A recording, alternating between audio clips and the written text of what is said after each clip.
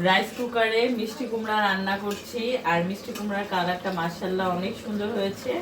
মিষ্টি কুমড়া রান্নার সময় যদি একটু চিনি দিয়ে দেন তাহলে কিন্তু মিষ্টি কুমড়ার স্বাদটা অনেক ভালো আসে।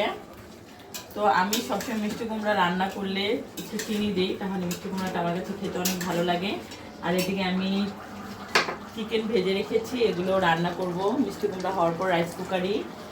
আর এখানে আমি লেয়ার মুরগি রান্না করেছি, মানে শক্ত মুরগি যেটা, সেটাও আমি রাইস কুকারে রান্না করে এখন কড়াইতে ঢেকে রেখে দিয়েছি।